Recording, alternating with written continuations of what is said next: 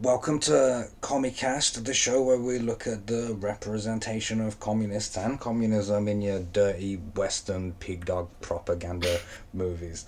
Lining up for the guillotine this week, we have two special guests. The host of the Broken Crown podcast, a social science shit poster, is Aydin Paladin, and Hello.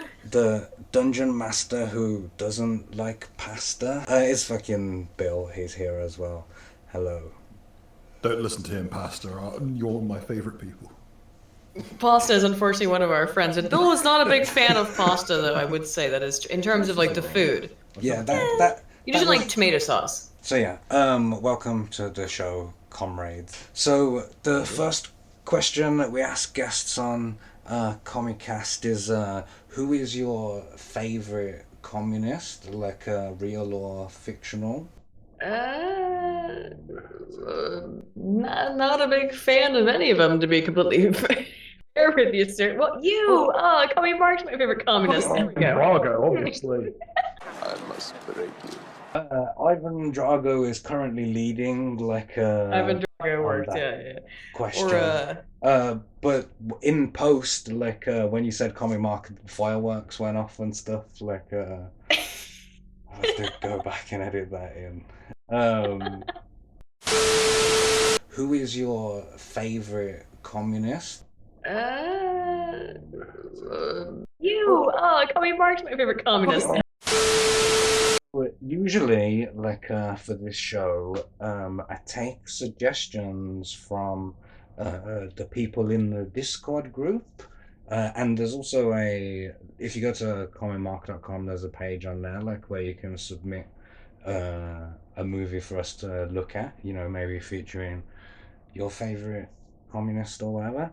But this week, I thought, oh, what's a good movie that I can convince Aiden to come and watch? And I thought, oh, well, like, she loves monarchs and stuff, and I'm a communist. So obviously, I straight away thought of the death of the Tsar. And I thought, oh, perfect, Immediately thought of the Anastasia. death of the Tsar, yeah, of course. I thought, Okay. I haven't seen that. Like, I wonder if she's seen that. Not only have I seen Anastasia, I have seen it as I approximated about 20 times. It's one of my favorite movies. If not, it's in my top three favorite animated movies of all time, without doubt, but it's one of my favorite movies in general. So, yes, I have seen Anastasia many times.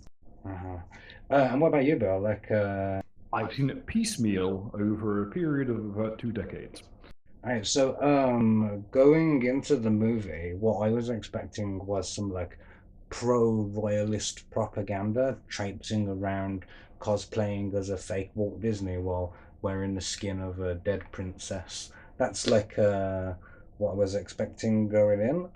Is that not what you found, though?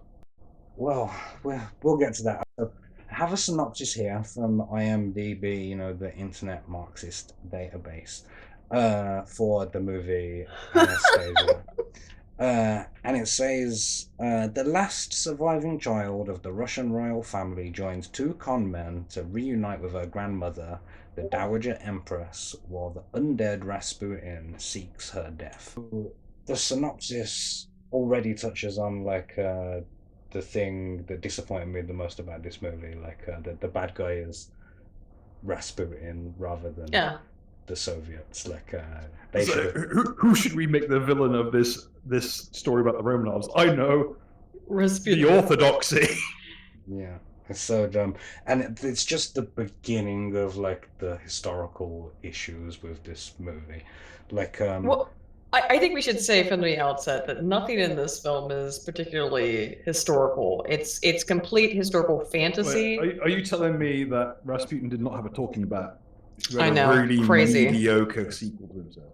see that's part of the fake Disney-ness. That is like it's a trope in it. That's his Iago or whatever. Yes, his Iago is a good way of Couldn't putting it. afford Gilbert Gottfried anymore. Close enough, though. Yeah. So the very first like lines in the movie is the old lady, the Empress or whatever, Yes. and she says, was a time not long ago when we lived in an enchanted world of elegant palaces and grand parties. The year was 1916. And it's showing you like all this elegant, Russian royals. There's snow and carriages and horses, and there's lights everywhere, and people wearing fur and jewels and all that stuff. Like, and they're celebrating the 300th year of the Romanovs being on the throne. So straight away the first thing is wrong in it. Historically it's all incorrect. Yeah, it's all, I don't know why they even, it's a movie for children, I suppose, which is not an excuse, by the way, but it is a cartoon. So the incorrect timeline and stuff is, I guess, somewhat excusable, but it is weird that they wouldn't bother to check anything like that. I did also find that weird when I rewatched it, because I rewatched it the other night as well, and I was like, what the fuck? Like, you kind of got that shit all wrong. Yeah, the 300th year was in 1913, 3 years earlier or something like that. Yeah. So, you would just don't say what year it is. The 300th year as recorded by Tsar Nicholas II himself. Well, we'll talk about Tsar Nicholas, I suppose. Oh, but yeah. So I think they were just because 300 is a nice round number, right? Like, that's all it was, and they wanted, especially if you're Greek. Sure. And they want to make this so that it's this grand ball at which they can make all of the things happen at the same time.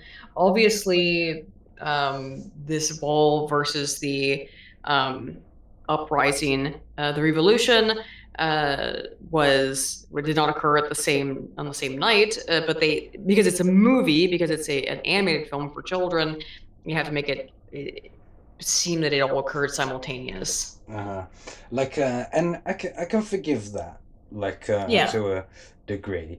My main issue with the opening 2 sentences of the movie is, that she's boasting about how they live in this enchanted world of elegant palaces and parties and stuff. Well, they did, didn't they? Yeah, she is the Grand Duchess, certainly did, didn't she? Or the Empress, she certainly did, as one of the Romanov, as a Romanov. Off the back of the oppressed serfs, I wouldn't deny that. As a monarchist, I would not deny that. So, with the camera, it comes into the ballroom or whatever, and the Romanovs are having their big party thing, and the child Anastasia, who's played by Kirsten Dunst, who must have been a child, at that time, she's talking to the Empress, her grandma or whatever, and she gives her this. Who she's very close to, yes. Gives her a special, and it's already made very clear that the Dowager Empress lives in Paris, and she's come to visit the Romanovs, which is, I think, largely that is true. She's come to visit to visit Russia for this ball or whatever, and gives her a music box. Who was wasted in this film? Gives her a special music box. It says "Together in Paris." Yeah, so it comes in 2 parts, and it there's one part that looks like a jewelry box, and you can twist a bit off, and that's a separate necklace in it. So it's like a secret key, to turn the music on or whatever. And the song. Please tell me that one half of the necklace says "Together" and the other says "In Paris," just so we can. No, it's just a secret between the Empress and Anastasia. It's that is this necklace that's the little key to the jewelry box that shows it's actually a music box, and that's the premise of the film, is that the key says "Together in Paris," and then when you open the music box, it has a little rotating figure of the Tsar dancing.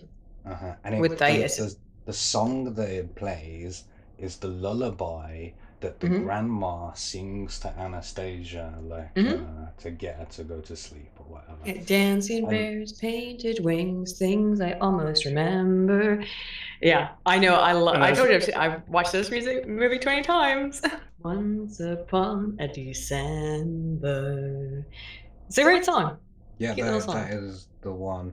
Like, I hated it. I thought it was really lame. But like, I understand. Like, it was trying to set up this child, like, from a screenwriting perspective or whatever. Like, understand why that song's like that or whatever. Yeah. But, someone holds me safe and warm. Horses prance through a silver storm. Figures dancing gracefully across my memory. Yeah, it's a great song, and it plays into both the current situation in which the locket and music box are presented, and also in the future Anastasia. Yeah, it's like as the rest of the song goes, it's like so graceful down to graceful sounds. I wish I was immune to revolver rounds. Well, unfortunately, the real Anastasia wasn't, because they put her into they walked all the Romanovs into a basement and shot them all in the head. Whoops. Yeah, maybe in real life, but in this movie, things have somehow gotten worse. So this whole party is going off or whatever, and then the doors open and in walks Rasputin, and and he directly challenges the Tsar. He's comically evil looking. Oh yeah. By the way, also. Rasputin basically pimps and is like, "I live, bitch." He is comically evil looking. He's thin. He's just scary. He's a comically evil villain. He's a far cry from the Alan Rickman version from Dark Agent of Fate, which is a fantastic version that I would suggest to everyone. I'm not familiar with that one. This one, he looks like, in the movie Aladdin. So you've got Jafar, obviously. Yeah. But when Jafar is pretending to be an old man to lure Aladdin into the Cave of Wonder, like, and his old man with a beard and stuff. This Rasputin looks like those two, like somewhere in between. Like he's a great villain. Rasputin is in this, like as a character, ticks all the villain boxes. Reminded me of he's very Jafar coded though, because he's also got the. He looks like if Jafar got left out after, like Jafar died of an aneurysm and then got left in a basement for a couple of days. Right, He's starting to turn, but he hasn't quite fallen apart yet. Because he also has his pet flying animal, which is Bartok the bat, voiced by, of all people, Hank Azaria, who is like 1/3 of the Simpsons cast. So you've got, of course, Iago, which is Gilbert Gottfried. Gilbert Gottfried in Aladdin, and I really do feel like that's what they were going for. But yeah, definitely. This movie is the first movie by Fox's animation studio or whatever, and you can tell that they just went, okay, let's just do everything that works at Disney. To be fair, this movie was animated by Don Bluth, who is a titan of animation. So the animation in this is, I think, I don't think that's a question. Like, whatever other issues you have with this movie, the animation is superb. I hate to break this to you, but I'm fairly certain Don Bluth's still alive. Is Don Bluth still alive? I thought he died. Why would you hate to give us that news that he's still alive? I don't want to take the wind out of myself. Also, it explains why the male lead looks exactly like the guy from Titan AE. I thought for sure he was dead. No, he's still alive. He's still around. I thought he was dead. I'm glad he's still alive. It's Toby Bluth who died, who's his brother. Oh, okay, that would be why. Don Bluth, if you are listening, just call in. Like, call in now. It's not live. We'll just wait. Like, on this non-live podcast, we'll wait. Yeah. So Rasputin rolls in, and he puts like a curse on the Romanov family, and it's got like a magic glowing green doohickey that gives him magical powers in it. Which he sold his soul for, he explains. Yes, that's correct. He puts this curse on them and says, your whole family will die within a fortnight. And then the communists just storm the place and Yeah. they start pulling down statues and shit, and I'm like, oh yes. It's To be fair, that implies that Stalin was spawned by Rasputin. Like he's like fucking dark invader. And like, to be Stalin fair about Rasputin, whatever you think of him, he was pretty loyal to the royal family. I don't think what he was doing to help the youngest son, Piotr. I don't think that kid had he had genetic disorders that were related to inbreeding specifically. He had no, it was just anemia. He had what's the thing that people call the vampire disease? I think he had that. Porphyric hemophilia. Yeah, porphyric hemophilia. He had all kinds of the youngest son. It was Alexei specifically. Alexei, yeah, had all kinds of disorders, and that's why Nikki kept Rasputin on, because Rasputin kept telling him, like, I can cure your son, and I can make sure that he'll be okay. And of course, Rasputin was a con man. He was he was a magician. He's a lunatic. Yeah, lunatic. He was a magician. Whatever. He had no idea what the fuck he was actually doing. He's what we'd call a bone setter. He's a faith healer. Sure. Mm-hmm. But Rasputin in like know-how, but not in reality, though, in the real history, Rasputin was not trying to kill the Romanovs. He was just trying to make money off of them. So the fact that Rasputin is portrayed as this like ultimate evil in this film is ahistorical. It's weird, honestly. But it's also a film for children, and Rasputin was a magic man in terms of what he did. He was a magician by definition. So I can see why they would want to make him into the bad guy who somehow incites the communist revolution. Of course, that is not accurate historically. Nikki too was a bad monarch. That's the reality of it. Delusional is a problem. And he literally, like, when he heard there was an uprising, he pretty much replied with, "What? They can't do that. That's illegal." Yeah. More or less, he's just like, these riots will stop, and that was the entirety of the letter. Yeah. Also, I think it's probably preferable that we portray Rasputin as a weird magical man as opposed to what he was, which was a sex weirdo. Oh, well, yeah, there's some evidence he's a sex weirdo. Yes. Sure. I think that for what Rasputin has an incredible reputation in history. I think he would be very proud of his legacy in it. There's every representation of him. He's really cool. He's a crazy, mad, bad magic sex weirdo, but you're still he's cool. Recently turned up in one of the Kingsman films as an actual humanoid. In the movie Kingsman, they also do an alternate kind of Russian Revolution story, and it's badass. But for some reason it triggers me in this. You can get away with it as long as it's cool enough. Yeah, just that's just these make it cool. Make it interesting. Make people interested in the idea of it, and then they'll look it up and they're like, "Oh wait, that's complete. This is complete hog swill. This is actually how." Alexei. I was trying to look up his son's name. It was Alexei. That's what was the big reason why Rasputin got involved so deeply into the Tsar's affairs, was that he had 4 daughters. So he had his 5th child. Finally, he has a son. The son is fucked. Hemophilia B. So. Tsar Nicholas II essentially lived the exact same life as Henry VIII, but with fewer wives. Because he got revolutioned. Mm-hmm. So yeah, they're Russian. But from Nikki's perspective, though, all he wants is for his son to be his heir. And so he's trying desperately to find this magic man who says he can heal his son. No one, even today, could heal his son. All the doctors in the he can lay his hands on. Yeah. And all they're doing is prescribing him aspirin, which is thinning his blood, making his right. worse. Yeah. So when some dude rocks out of the Siberian wilderness and just goes, "I shall fix it," and then just doesn't give him aspirin, and he's like, "Oh, there's a marked improvement."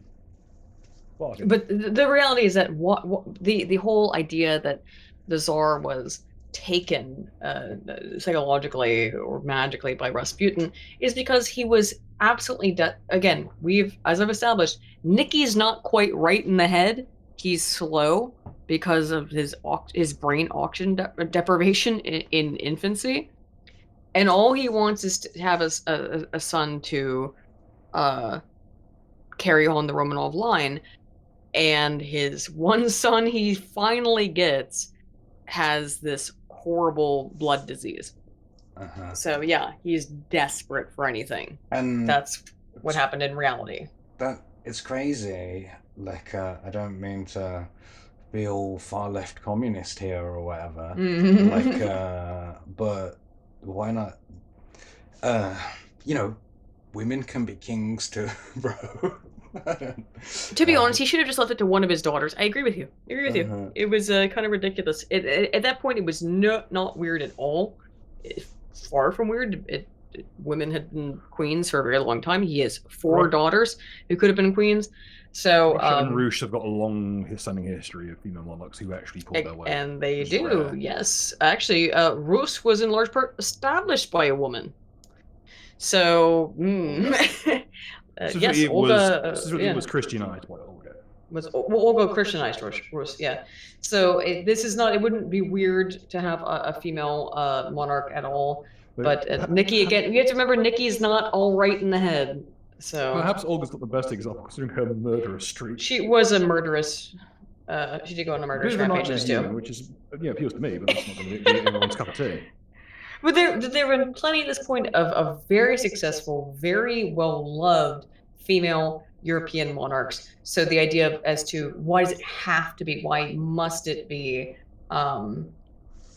His son, why must it be Alexei, is probably indicative of part of Nikki's brain damage, and that he's just kind of an idiot to become. I'm saying that just he's kind of an idiot. He's unheard of in that area. Yeah, Nikki's kind of an idiot. He's stupid. His brain's broken because he suffered brain damage as an infant.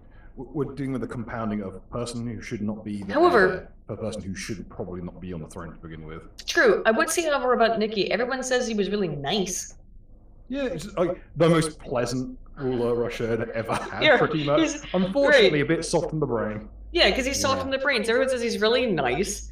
If you look through this, I'm sure you see some of this stuff, Mark. Is that the early and pre-communist movements asked him for a bunch of shit, and he just said yes to basically all of it.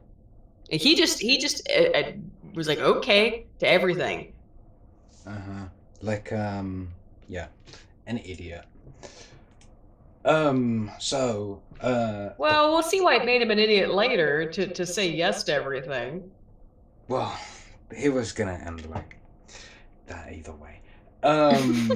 So the revolution is happening. Like, and Anastasia rushes to get like her music box thing from her bedroom, and she's in there with her grandmother, but like the communists are right outside, like, they're just about to nab her or whatever, and then some kid pops out of like a secret door, like, and it's like, come this way through the servants' way or whatever, and helps them to escape. But in the drama, like, she drops the music box thing, and the communists like burst in, and the kid takes a beating, like, while they knock him in the head with the butt of a bayonet or the butt of a rifle. So Dmitri.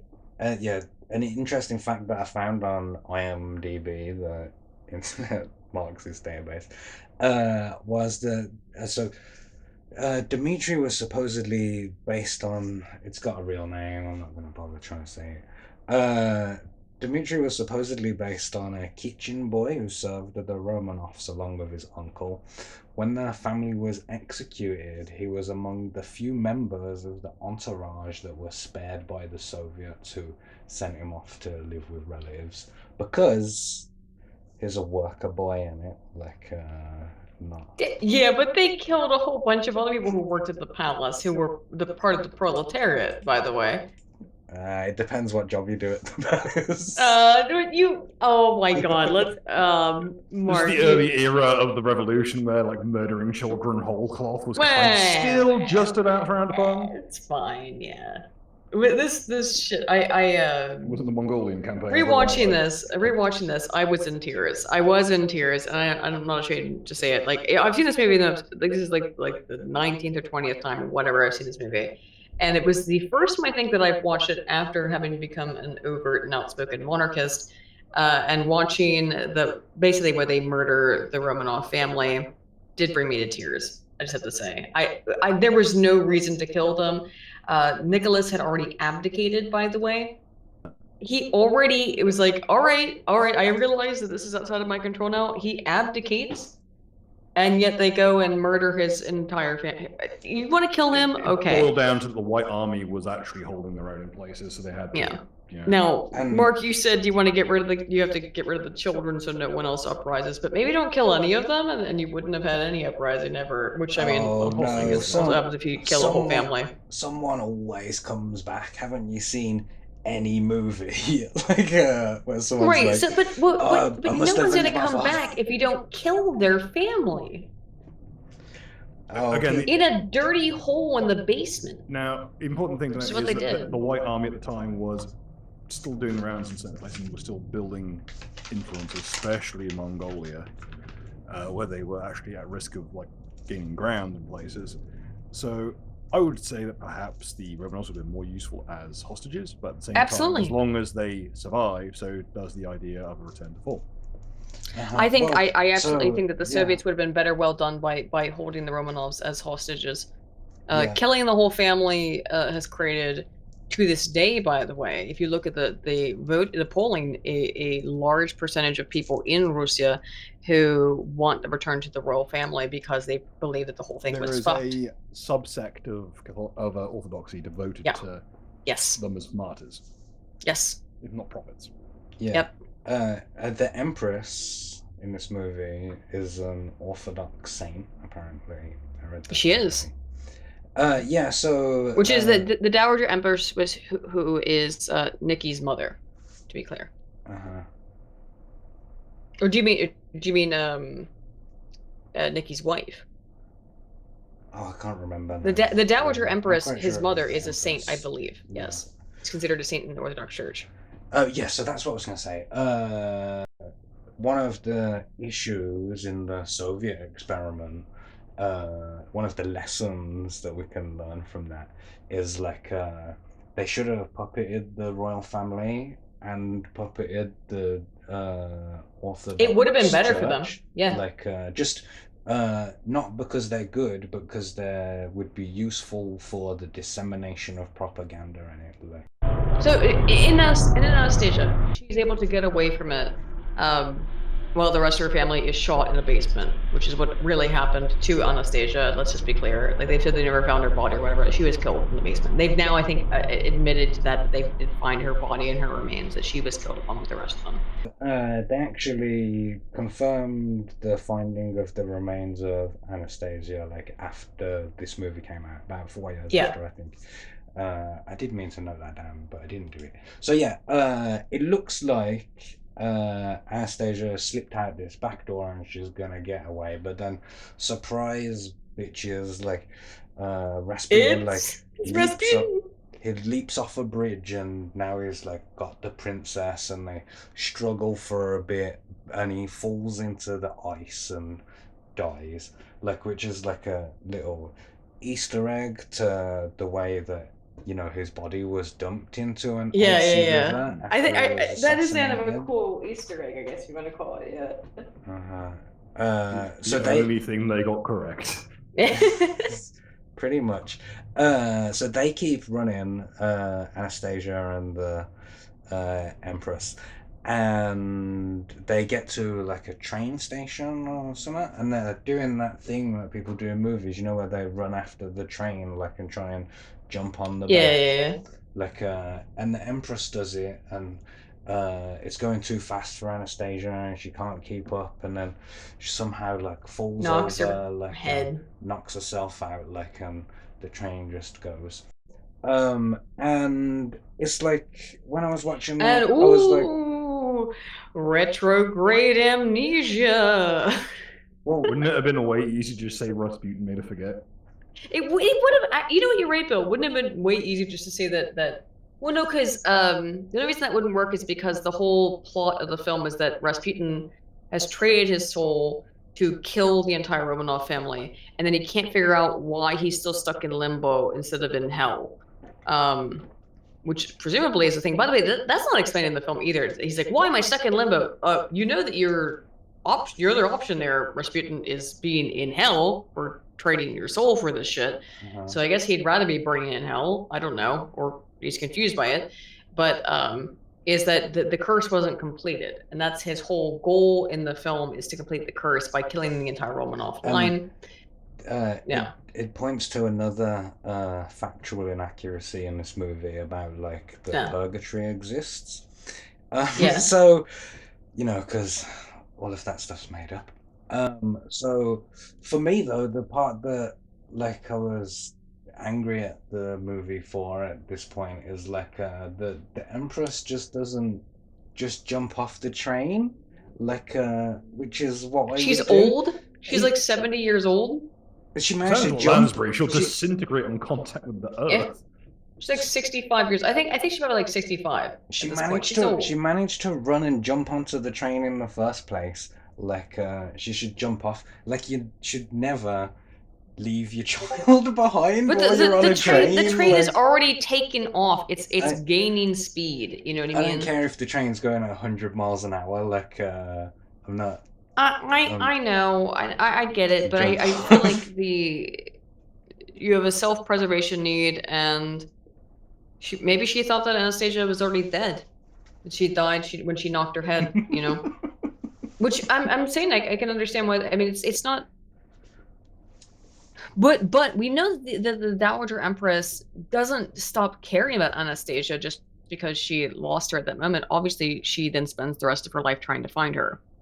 Yeah, so 10 years like pass, and St. Petersburg is filled with gossip that Anastasia might still be alive. There's a rumor in St. Petersburg. Have you heard what they're saying on the street? It's a banger of a song. Don't tell me it's not. None of these songs are bangers.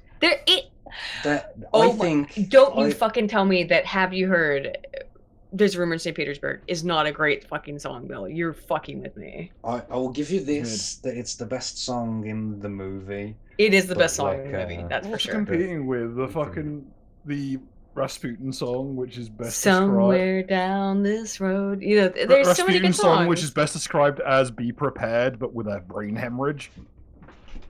No, there's so many good songs. I don't like Paris Holds the Key to Your Heart. I don't like that song, but I do like Somewhere Down This Road. I know someone's waiting. You know, I love that song. Yeah. I love that. What's that one called? A Journey to the Past. I love that one. On this journey to the past. That's a really good song. I like those. I don't like Paris Holds the Key to Your Heart. I think that song sucks. I don't like it. And Once Upon a December is a fucking banger also. So I'll be right back. Yeah, so you are correct that the Empress like never gives up hope. Like she's offered like a big reward for, you know, anyone who can return Anastasia to her. A reward of 10 million rubles. And I've done the maths and adjusted that for inflation. Do you want to have a guess? Like, what do you think 10 million rubles is in 2023? For a lost princess, returning a lost princess, how much do you expect? What, a couple grand? So it's $172 million. Like, which is quite a handsome reward. So yeah, now there's this a con man in St. Petersburg named Dmitri, who's that kid from earlier. And he's calling him Vladimir, like all the other guy's name's Vladimir. That's his partner's name. Only one can be Vlad.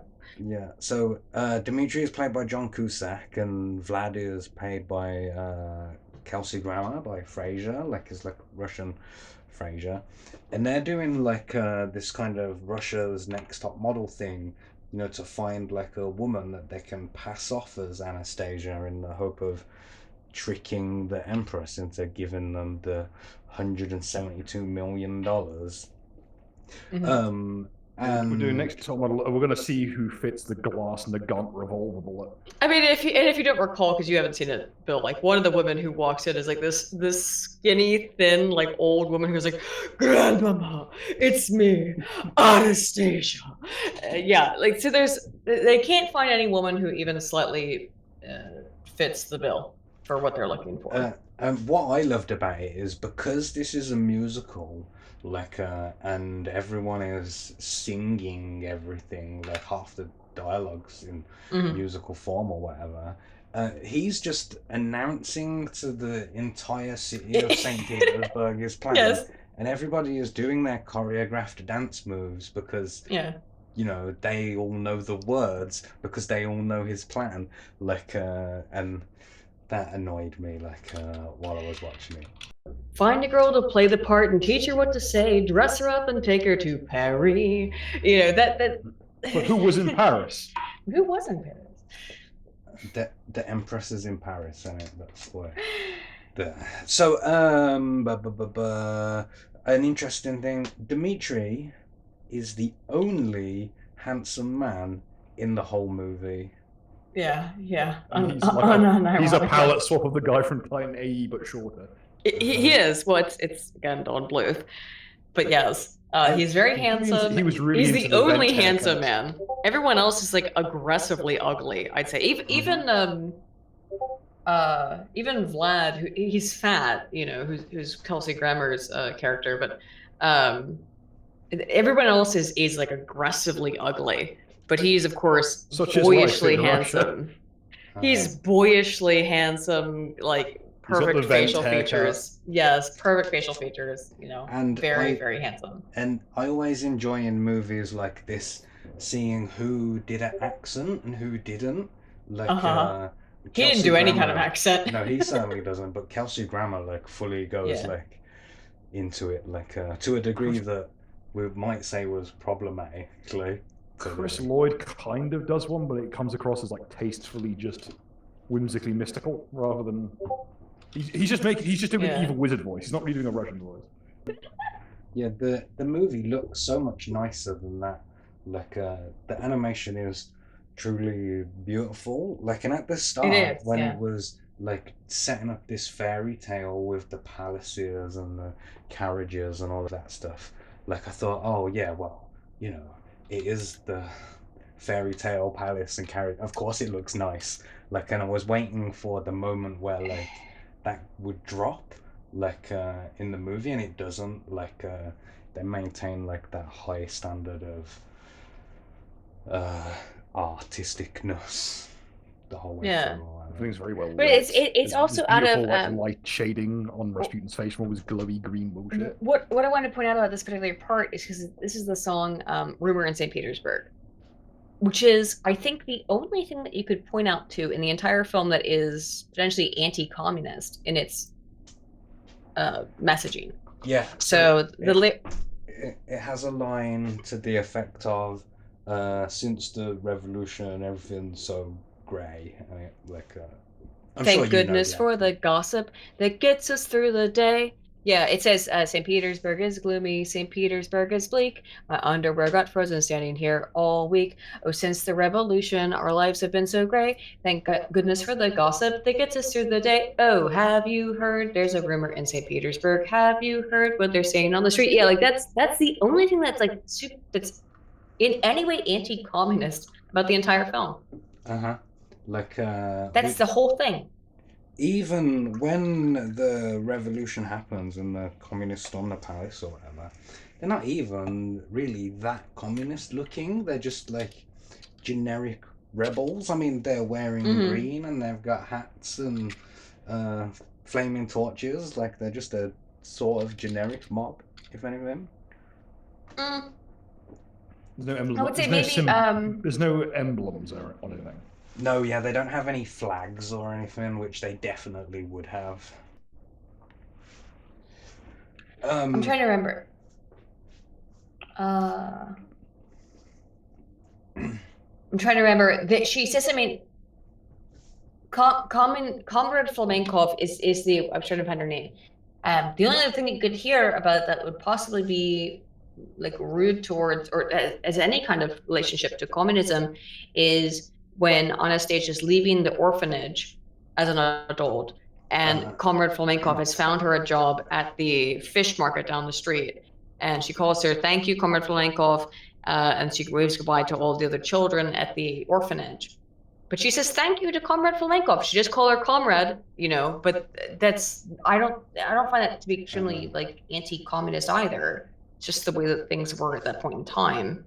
Yeah. So I don't find that to be aggressive. And of course, Anastasia chooses to not go to the fishing village and goes off on her adventure. That's what I wanted to talk about next. So while all of that's been going on that 10 years, Anastasia's been in the orphanage under the name Anya, and like, you know, she's got that amnesia that we talked about.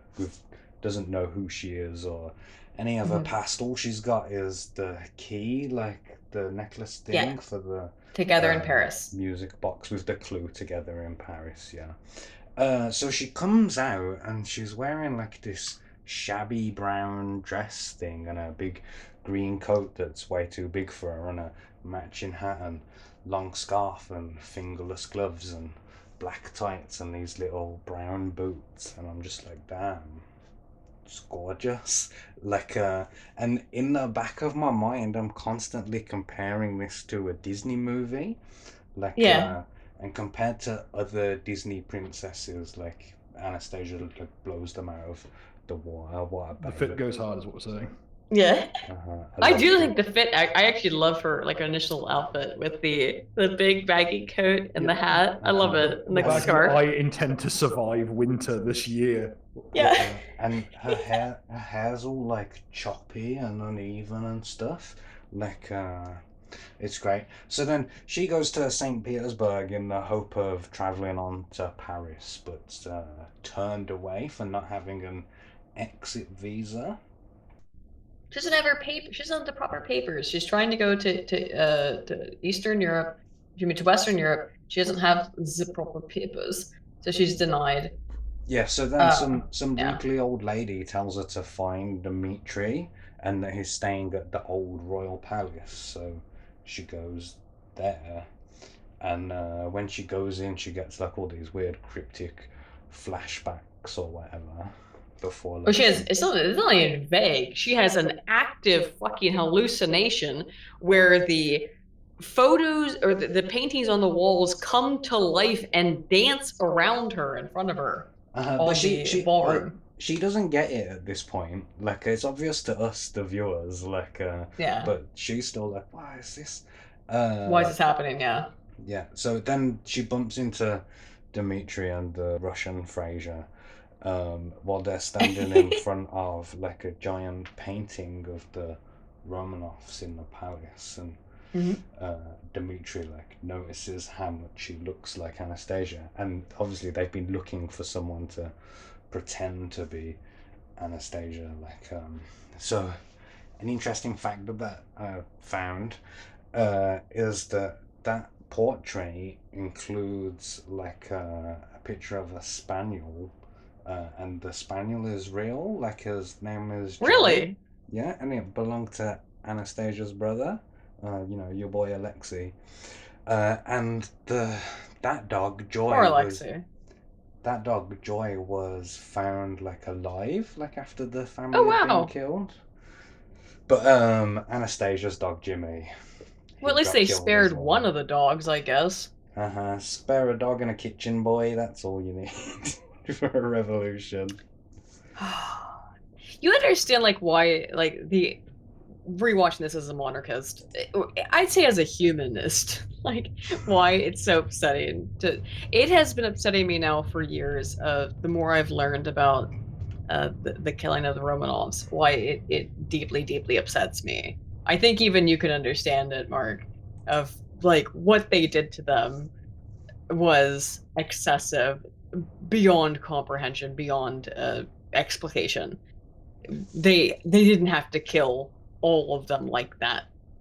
I really I just find it to be one of the most disgusting things in human history. It's certainly, I mean, not. There are more disgusting things. Let's be clear, but like, just killing a whole family brutally like that is sickening. the cold-blooded murder of the Romanovs was very mean. It's just the pause as everyone else expects that to continue, but it didn't. So Dmitri and Vlad decide that because Anya is looking to go to Paris anyway, like they'll make that happen and try and present her as the fake real Anastasia to the Empress to get the 10 million rubles or whatever. Mm-hmm. So they set off on the journey to do that on the train. Now, one of the things I'm doing in this show is it's a bit of a segment or something that I want to call woke watch. Like, so we're watching these old movies through the modern woke lens or whatever. That I can't help but do that now. Like, because Oh, really? it's God. it's just another lens in my big optician glasses of Yeah. You gotta put perspectives that. to You look slide it. through. You know what you mean? Like when you have those. You know when like you're at the optician doctors and they slide the other one down. Yeah. You gotta put that one down. Exactly. Yeah, there's like lots of different options like that you can look at those things for. So woke watch. So on the train, Anya is very like not bossy. She's that's not quite the feministy. right Yeah. word. She's very. Like, She's very bitchy. She doesn't want she's very against Vlad, not so much Vlad, but mostly Dmitri doing anything to like talk to her or assist her. She's okay with Vlad, but she's very aggressive towards Dmitri. In the kind of like independent woman tropey kind of a way in it, but it's very clear, I think, that it's flirting in it, like Yeah, obviously. so I can kind of forgive that. It's not Brie Larson with her arms folded, like But they end up it's a together at the end of the different film, so I mean, like, without spoiling too much stuff. So, like, it's there being. Without spoiling it, here's the thing. It is whatever. Like, I'm sorry, this movie came out in 1997. Come on, but yeah, I agree that they're flirting. Yeah, and then later on, so Rasputin sends like some of his green demon bat things to attack the train that they're on to try and kill her. Destroys the whole bridge. Yeah, like it's quite a impressive action Scene, set yeah, piece or yeah. whatever. Yeah. And there's a part when Dmitri is going to go under the train. He's got a plan to stop it with like a grappling hook and all of this kind of stuff. Mm-hmm. And he pops his head out from underneath, and she's passing him the hook, and he's like, "Oh, not you, like him." And then she hands him a piece of dynamite.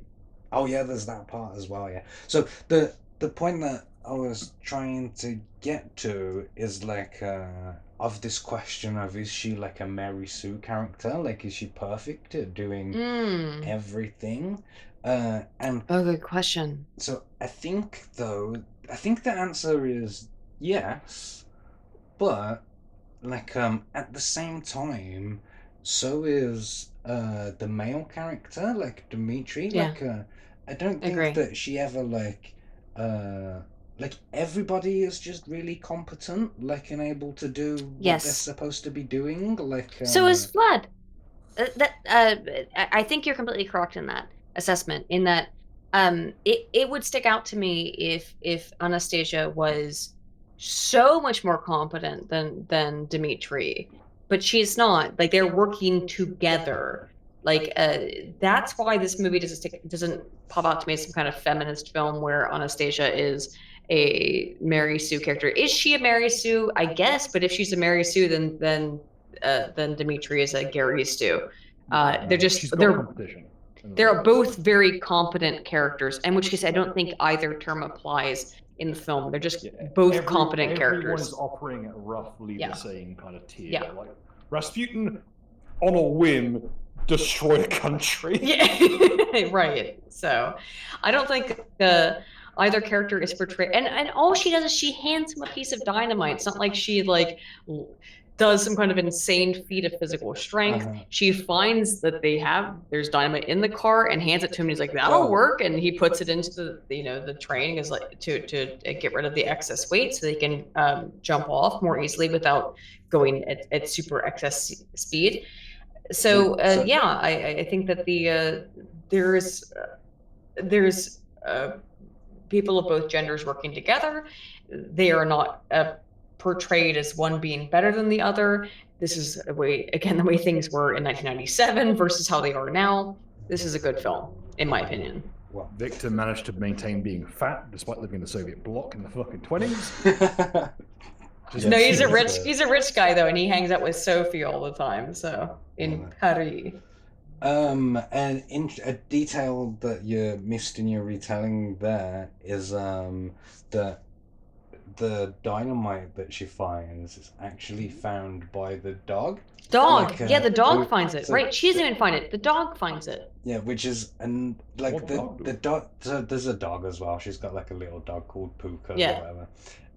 The dog finds a box that says dynamite on the side, and you clearly see the dog read the word dynamite and then be like, "There's fucking dynamite over here," like which is again another historical inaccuracy in this movie. But still, because dogs can't read. In terms of the point of the Mary Sue stuff, she doesn't find the dynamite. The dog finds the dynamite and gives it to her, and she's like, "Oh, this is clearly dynamite. Here you go, Dimitri." Like there is no she is in no way portrayed as being a girl boss, right? She is a normal woman pushed into a really insane situation. Yeah, so I think the answer is that everybody in the movie is equally competent. Like at no point is someone elevated like above another. No, there is no like goofy dumb guy like in the movie, like which unfortunately is the way things are today. But I think everyone is that competent. Mary Sue's thrive in a situation where everyone else has to take a step back to make them look better. In this one, everyone's kind of up to the plate and pulling the weight. Yes. Everyone is, by the way, and Anastasia, by the way, in the scenes that follow this segment is the entire next song, which is "Learn to Do It," which is like a huge portion of the film. Has to be now taught because after their train crashes, they're still moving towards Paris to meet with the Dowager Empress. Anastasia still has to be taught how to act like a royal because she has no idea. Yeah, so there's a moment where Dimitri buys her like a blue dress or whatever to wear, and there's like this awkward, like flirty, tense bit. So he gets her this blue dress and stuff. He gives it to her, and then there's a moment where she finally comes out wearing the blue dress, like and I thought, instantly not attractive to me anymore. Like look more like not she's not wearing the big overall. Yeah, it was. Put the coat back on. It was the. Put your coat back on, comrade. I was in love with the hobo princess. Like now that she's a regular princess, like I'm not interested. In fact, as the movie goes on and she becomes more and more the real Anastasia, like the less and less like the found her attractive. So eventually, like so the middle third of the movie is just her and Dimitri falling in love, and they travel across Europe. Yeah, they do the boat thing. The boat sinks, or the boat has a big problem, and then they get onto the train. The train is derailed, and then they finally end up on a kind of like walking trip to Paris after the train falls apart. And that's where they get the learn to do its song, which is how they teach her how to walk with a book on her head without it falling, and how to, bow, and how to do the idiosyncrasies of court, Yeah, essentially. and they're also No. like cramming for the "Are you Anastasia?" test, like Yes. where does Uncle Boris live? Like Yeah. questions like that. Um, there is a reference to in one of the songs where in that song you're on about. There's a part of that song where they list like a bunch of relatives. One Yes. of them is the playwright Anton Chekhov. Now you must memorize the names of the royalty. Here we have Kropotkin, shot Potemkin in the Botkin. And dear Uncle Vanya loved his vodka. Got it, Anya? No. And Baron Pushkin, he was short. Count Anatoly, he had a wart. Count Sergei wore a feathered hat. I hear he's gotten very fat, and I recall his yellow cat. That was the lyrics. Oh, yeah, because and then that part. How did she remember the yellow cat part? Of course. yeah, the next line is like, "Oh, we didn't tell her that." Like, Yeah. so yeah, Uncle Vanya or whatever it was. That's the playwright Anton Chekhov. Like, Yeah. That's a reference learned in this movie. So blah blah blah blah blah. Fast forward a bit, we get to Paris, like, and they're trying to arrange a meeting with the Empress to show her Anastasia and convince her. They meet Sophie, this big. The niece. I believe she's the niece of the Dowager Empress. She's a big rotund woman. Like, yes. I read a quote from the voice actress who plays her, whose name I forget, who was really surprised and saddened, like when she went to watch the movie and found out that she was really fat. Like, oh, really? Yeah, which is pretty funny. So eventually, there's a part where Dmitri kidnaps the Empress, like when she gets into her car, like he jumps in and just drives her to his house, which is bold. You have to talk to her. And the reason why Dmitri does this at this point, Dmitri, who up until this point has been a con man, he now completely believes that Anastasia is the real Anastasia. She is the real item. She's the real thing. And he's like, no, I was the boy who I worked in the palace, and I'm telling you, this is legitimately your granddaughter. I'm not trying to cheat you for money anymore. The only thing I want is for you to be reunited with your granddaughter at this point, which is a very sweet story. And a risky maneuver, considering the last time that someone, jumped a column with royals in Europe, World War I happened. Yeah. Oh, yeah. Risky fucking maneuver down that neck of the woods. Were they in? Only what's missing is Serbia. Yeah. Really round out the issue. Yeah. So when Anya is being tested by the Sophie lady, she asks, which is before this, by the way. Before this, she asks her, "How did you escape?" And Anastasia says, like, "Oh, there was a boy who came out of the wall, like," and that boy is Dmitri, and then he knew in that moment that she was real.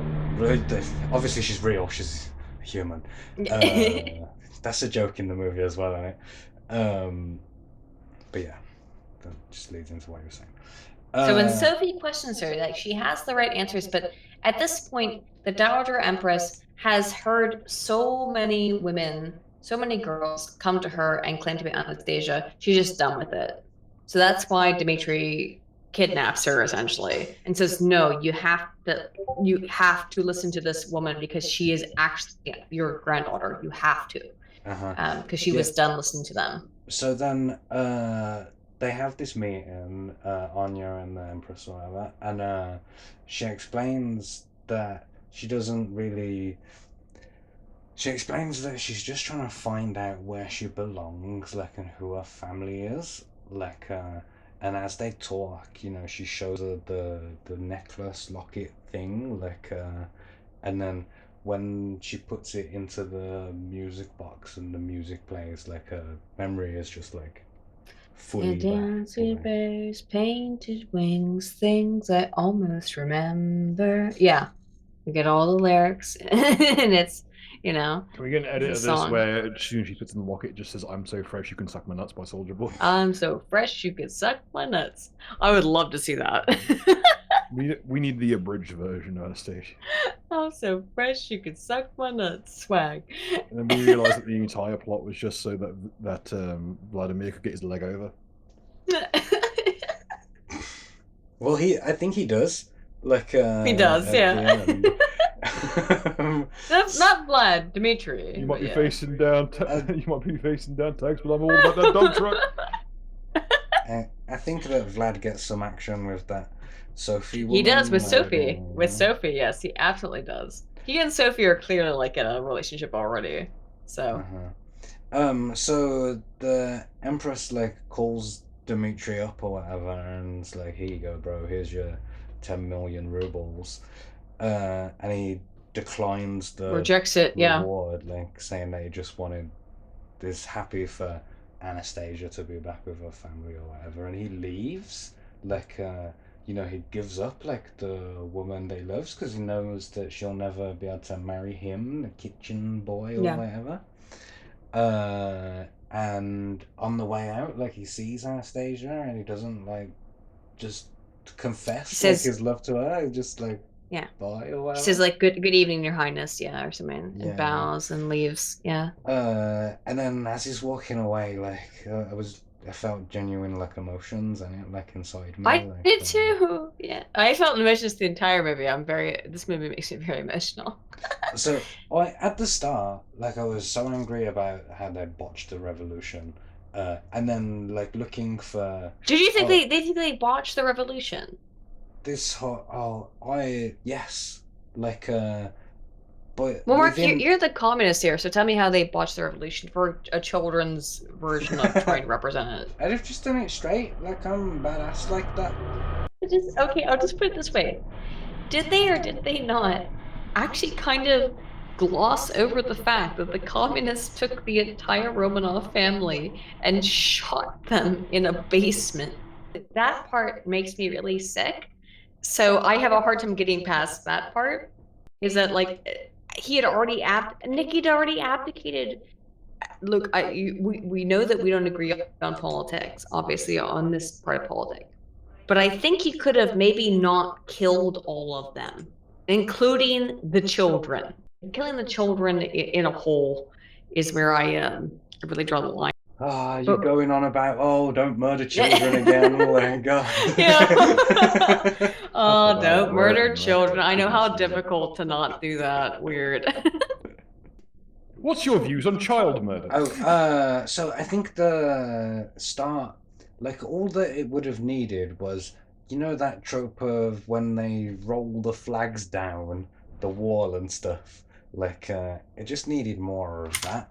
Like, and I wanted your Soviet bad guys like on the train with their AK-47s like chasing her in it, like.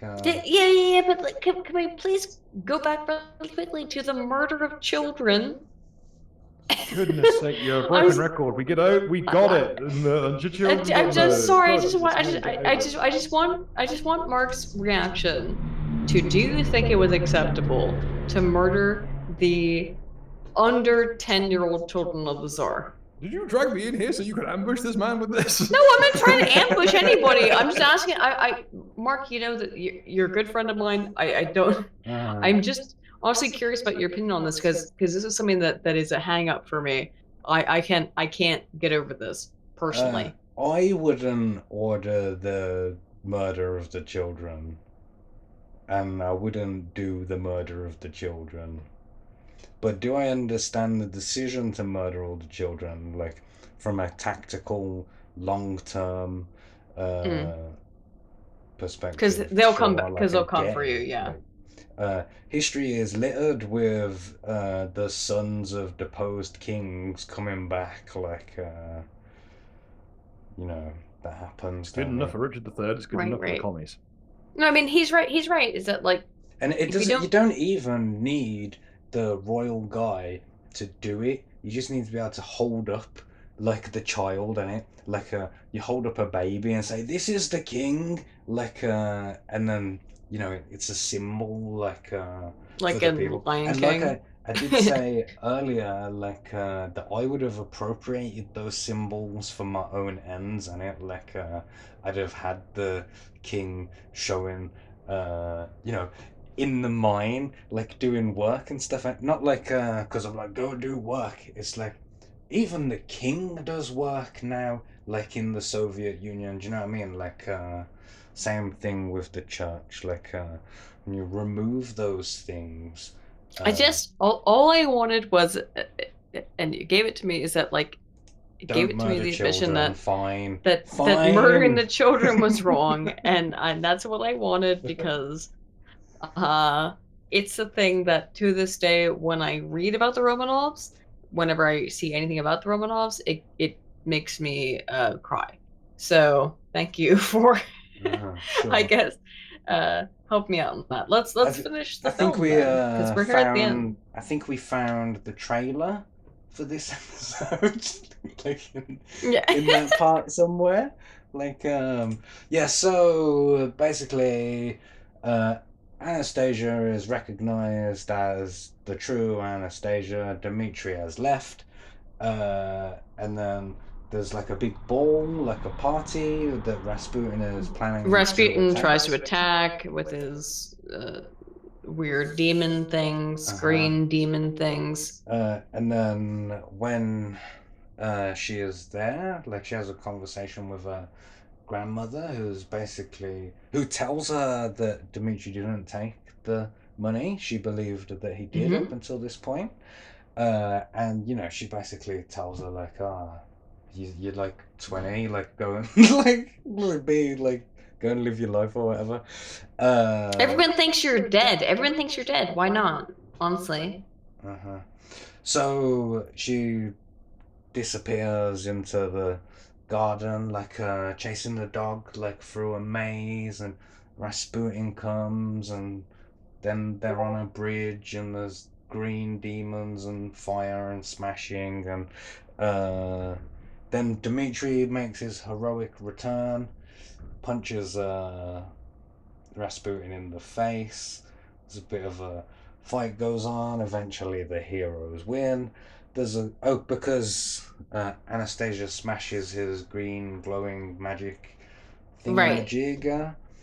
And then when Rasputin dies, this is a point. Like first of all, like he sort of melts into a puddle, Yeah. and then like his cloak comes off and you see his skeleton like in the puddle. Yeah. Then his skeleton like crumbles into dust and the wind just blows it all away. And I was like, Yeah. wow, that was pretty cool. It was pretty fucking cool. So yeah, that's basically the end of the movie. Like at that point, they run away together and live happily ever after, or whatever. The end. The movie was made on a budget of $53 million. Made 140. Yeah. So it's apparently the most profitable film by Don Bluth and by Fox Animation Studios. Like Mm-hmm. never topped. This is a good return, like 3 times. Like 3 times, yeah. 2 times the budget is like the traditional aim or whatever to break even. So 140 is pretty sweet.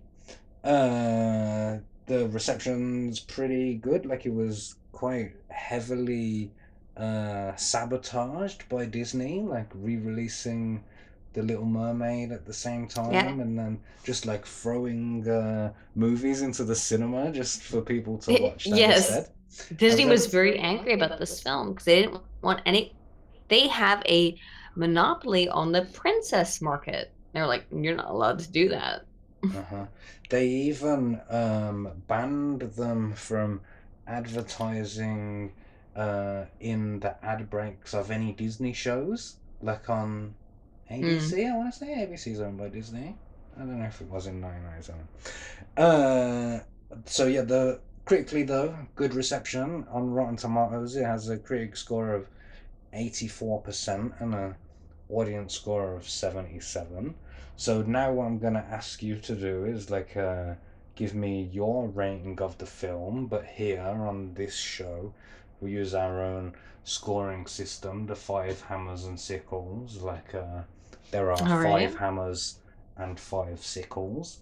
The hammers What do are the hammers represent versus the five sickles? the hammers are representative of the hard hitting action of the movie, and then the sickles are the cutting satire and witticisms, if that makes sense. It doesn't have to, it's arbitrary. I'm in charge, so my rating's the one that matters anyway. It's not a democracy. I'm gonna give it a hard then 4 hammers and 4 sickles. I think both can pertain to this film. It is a fantastic film in many ways. It's not a perfect film, obviously, but it certainly is a film that still holds up today. I think that it also is one that has political relevance today as well. So I find it to be a fascinating film. I think that it will, if you've never seen it, it might evoke emotions in you. It evoked emotions in me whenever you watched it just the other day. I think it's a wonderful movie. Beautifully animated. It looks wonderful. It's got a simple but lovely story. And I think that it is just a great film. It's a great film. Well, Bill, you haven't seen it, but based on what you've heard about it today, I have seen it piecemeal over a period of years, and from what I have seen and from what I've experienced, I can safely say it's a solid three hammers and 3 sickles from me. I would say that it works well what it is running from, which was the I believe it's a novel called Anastasia, which was based upon the idea of the fake Anastasia. But that said, taking into context the wider world of cinema and the fact it's not Bartok the Magnificent 0 out of 10. One last thing I'll say. One thing I'll say is that as a woman, I love all the dresses in this film. I'm allowed to do that. Don Bluth was Oh my God. He was Don Bluthing it up pretty damn I love hard. every dress, the blue dress she has on the boat, the dress she has, the dress she has in the end. Oh my God. Clothing is all immaculate. It's so woman coded. I'm not super into the crown because the crown is too shiny for me. But all the dresses and all of I love the costumes. I want a lot of her dresses. Just saying, that's my woman moment there. The orphan hobo princess, that's the look. Everything. I like the urban. I like women. Look at that nice blue dress. All the men put the coat back on. So, for me, I think so. First of all, I recognize this movie isn't for me. This is for 9-year-old girls like Aydin. Well, I'm not still a 9-year-old girl, but I was a 9-year-old girl when I watched it. Yeah, you're always a 9-year-old girl inside. So it's not made for me, but structurally, it's got good pacing. It hits all the beats of a hero's journey type thing. It's a sweet love story. It made me feel something, which not every movie does that. So on the technical side, there was good action stuff as well. I'm gonna give it 4 hammers, but for me it was really lacking in cuttingness. I don't think that I laughed once. Really?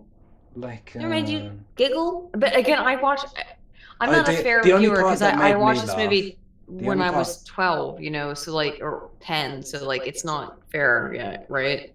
Sure, you're remembering being 2 when you're laughing as well.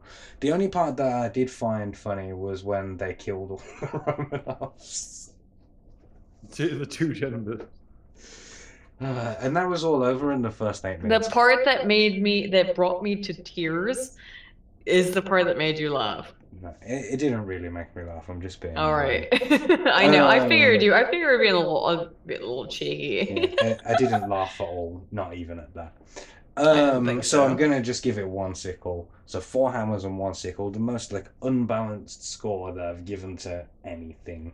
Like I kind of liked Wow. like it worked as a fake Disney princess movie. It's the best princess movie that I've ever seen that's not a Disney movie, animated. Like I'm sure there's some. But you told me that you're kind of you like musicals to a certain degree. And I think one of the things that we discussed before we started recording this is this a musical? So I think the answer is yes. Like I think that I agree.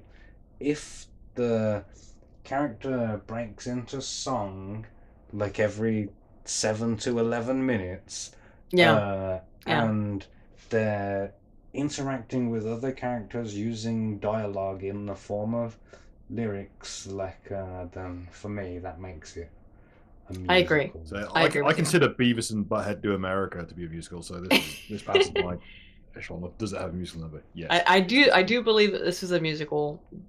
Huge important plot points happen via song. So yeah, I think that this is a musical. I just thought the interesting point of like the whole like hero's journey aspect of it, because I thought it was quite apt. After all, like the Dimitri kind of has like the Han Solo vibe to his character, and of course, Man, given the time frames involved, there's a very real chance that Rasputin was Anastasia's dad. I'm gonna rewatch this movie tonight because I do love it. I truly love the music of this film. I think it's fantastic. The fact that you rate it lowly is obviously fine, but I think it's a really good film. It got 4 hammers. Yeah, Like, 4 hammers. Yeah, 4 hammers. There you go, technically- The man. question here is: I gave it 4 and 4, so this is an important question of this film, and it does twist the narrative depending on if it's true or not. Do we believe earnestly that Rasputin poked the Empress? I do. Because it will Sure. change the context of the film. I just no, I don't think Rasputin was the bad guy though. I think Rasputin was horribly mischaracterized in this film. I think that the communists were actually overrepresented positively in the film. If you want my complete Oh, so that's another thing. Like, I didn't put this in my notes. This is a thing that I wanted to add to the show going forward. As a thing that we can measure all of these movies that we watch against. Do you feel like the movie advanced class consciousness or not? Like, so there was a lot of stuff like that where I was looking at the Royals and going, oh, fuck them, with like the shiny crowns and stuff. But I don't think that it was proletariat either. Like, I think the movie was pro-monarchist ultimately. I feel its main aspect was deflecting from the blatant criminality of the October Revolution. Yeah, I would agree with Bill on that. So just before we wrap it up, a thing that I'd like to do is read some of the comments, like from Twitter, before we record the show. Like, put a tweet out, like to see what the listeners think. Like, so Kenzo UK says, I do like Bluth, but I only watched it as a very young child, so I don't remember all that much. Max most people's experience. Jado says, underrated but still not quite Disney golden era quality. I think it was as good as any of those. No, well, it looked, it's Disney it looked golden as era beautiful. quality. It looked better visually than any of those Renaissance Disney movies. But I think the songs like the slap of those. I disagree with you on that. I think the songs slap. Yeah, I would say that they're not going to like. They're lacking in the song department, I would say, but in terms of plot, they are. It is, whilst it's not the strongest plot in the world, it's still on par with Little Mermaid, Beauty and the Beast, which are both mid as fuck. And I don't care what. Yeah. Oh my god! Like Rumor in St. Petersburg is so goddamn good. I don't know. Yeah, and Be Our Guest is alright as well, like, but it's not. So Yes. Right. Killer it's Beast is alright, divisive. Like, Bristolian Dave agrees with you though, Aiden. He says it's a fantastic animated movie with a great soundtrack. Yeah, it is. Thomas Took says, I watched it a donkey years ago. It's a nice film. Don Bluth, one of my favourite cartoonists, at his best. Respectful to history? Question mark. That's up in the air. It's also infamous for Bluth botching up a payment to his animation team in Ireland. They didn't Really? get paid until years later. I didn't see anything about that, Interesting. but that's interesting. Have a like. Most of these comments, there's one here from Spaceman that says it's worth it for the animation alone. Like, I don't think I've made a big enough point about how good the animation is. Like, Oh, the animation is it's really beautiful. good. It just across my memory, and then all the fucking like monarchs come down from the paintings. It's amazing, beautiful fucking film. We glossed over the song in Paris a little bit, but when Because it they sucks. I don't give a. I hate that song. No one when likes that song. the It's got scenes, beautiful animation, but it sucks. yeah, it's got like they have like these like Monet backgrounds and Yeah. Freud's there and stuff like it's all But fun the stuff. song sucks. So who cares? Critical Blast says it numbed me and put me to sleep.